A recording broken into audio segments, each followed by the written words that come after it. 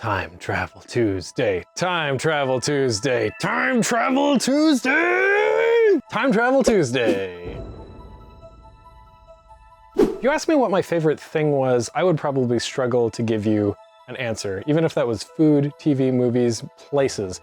Could not tell you. I couldn't even tell you what's among my favorites in most cases. That's just how my brain works. But there is one thing that I'm pretty clear on, and if we're talking about my favorite game, or at least something that is among my favorite games, and I can say this definitively, that list would include Chrono Trigger. Today, I'm going to take you on a journey back to 1995, at least partially, to talk about my favorite game of all time, Chrono Trigger. Which should come as a surprise to no one given all of the shirts I've been wearing during the Vedas up until this point, all the shirts that I wear on stream, the Race Against Time, a thing that I mentioned a couple of days ago in the Vedas, the Zeal Archives, a podcast that I do exclusively about Chrono Trigger, and probably like umpteen other things referencing Chrono Trigger. Actually, in behind the scenes video, you would have also seen my little shrine to Chrono Trigger and the helmet of Luca that I made for the costume for Luca in Chrono Trigger. I think you might be seeing a theme here.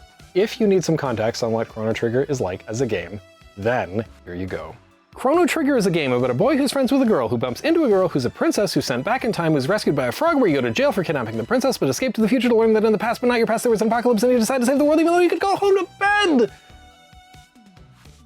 But why? Why do I love this game so? Well, first of all, I didn't actually play the game in 1995. My first time playing Chrono Trigger was probably closer to 2000 or like the late 90s. Playing it on an emulator, I'm pretty sure ZSNES, and not making it very far. I think I made it to the future, and couldn't make it any further because I couldn't see what was going on. You see, Chrono Trigger made heavy use of this feature called Mode 7 graphics, and you know what? That's not important. Let's not get into that. Anyway, I didn't make it very far. Eventually, I played through the entire game, and ever since, it has been an absolute joy to play through every single time, even if it's blasting through the game during the Race Against Time. I talk about this a lot more on the Zeal Archives, a podcast basically dedicated to that game in more ways than one. But there are a couple of reasons why I really enjoy it as a game. The biggest and most obvious reason that I love Chrono Trigger is time travel. Time travel. I absolutely love time travel anything. It can be the stupidest, most ridiculous example of time travel, and I love it. Zelda Momoe has introduced me to the Zero Escape games, which have like a background of time travel and some other shenanigans, and it gets batshit insane, but I love it. Back to the Future, one of my favorite movies growing up as a kid. I don't know why I really like the second one. I think it was because it was the future, and the future is always cool. And that's also why Chrono Trigger is interesting, because the future is just bad. The future is shitty. Chrono Trigger was also one of the few games that I remember where your decisions in the past affected the future. Some of the time. Like, for example, when you decide to save the tree.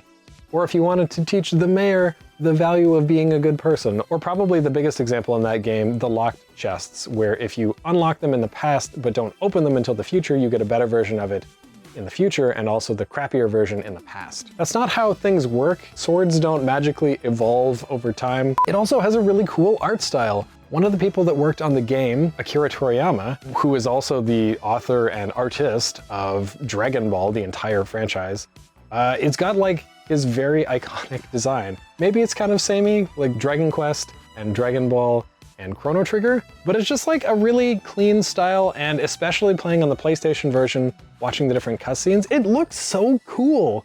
I was actually pretty disappointed when there was an announcement of Chrono Trigger, a Chrono Trigger anime back in the 2000s, and it was just an OVA, which has been remastered, which is great, but it's still not, it's just the stupid new and the new. It's just the new and the Killwalla, and it's not great. I don't like it.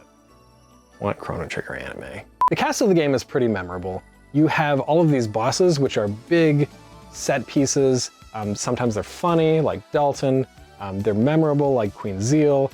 You have Azala and Giga Gaia and Nizbel, and they're just like quirky and weird, and unlike in other RPGs at the time, they all have their own unique sprite set that is the same out of battle as they are in battle. It's not where suddenly you're fighting something that's like 3 stories tall when you go into battle, but is only a tiny little sprite.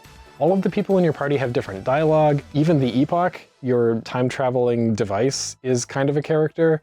And also you have people from different eras. You've got medieval times, prehistoric times, the future. You've got a robot. You've got a robot buddy as a friend. It's pretty cool. I like that. And lastly, mechanically, it's a cool game. It introduced the idea of dual text and triple text where you have people combining magic. I don't know if that was the first example of it in RPGs, but it was one of the first.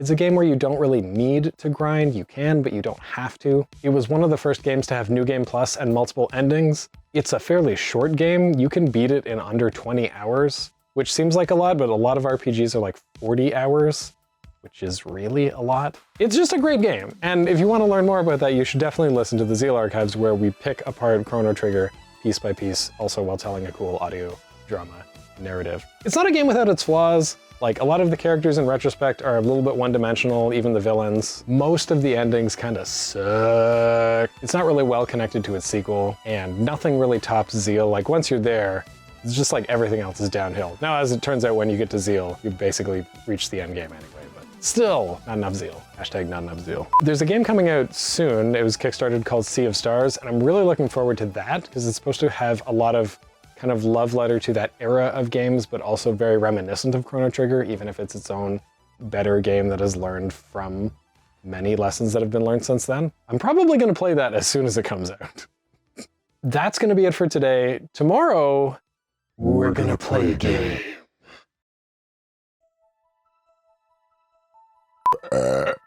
Yep, burps. That's what today's stream is all about. When I say stream, today's Veda.